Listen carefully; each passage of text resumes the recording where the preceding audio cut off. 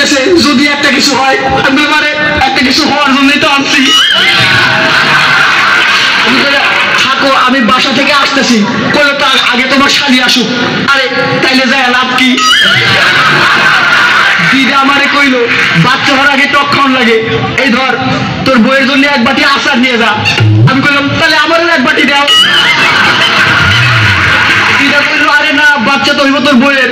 আমি কইলাম হ, অবাক ব্যাপার, একই দিনে বিয়ে করলাম, শুধু বইয়ের খবর হয়ে গেল।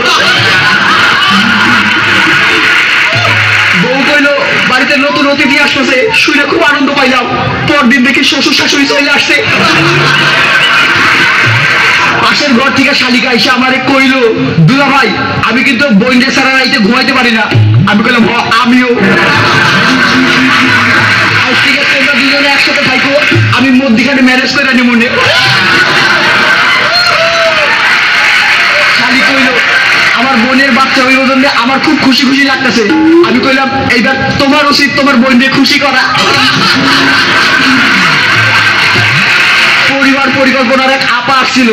আপা আমারে কইলো যে জন্ম নিয়ন্ত্রণের জন্য কোন পদ্ধতি গ্রহণ করছিলেন কি? আমি কইলাম পদ্ধতি একটা গ্রহণ করছিলাম, কিন্তু এটা নিয়ন্ত্রণের না। আপা আমার বউরে কইলো যে এই সময় ভালো মন্দ খাওয়া দরকার, আপনার কি খাইতে সবচেয়ে ভালো লাগে? আমি কইলাম ওই একটা খাবারের নাম কয়া দাও। ওইটা কইও না।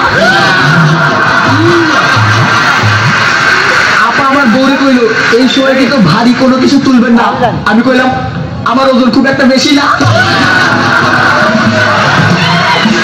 আমার বন্ধু আমার কইলো আমার শ্বশুর শাশুড়ি খুব খারাপ, মাসে 2-3 বার যাওয়া আসা করে।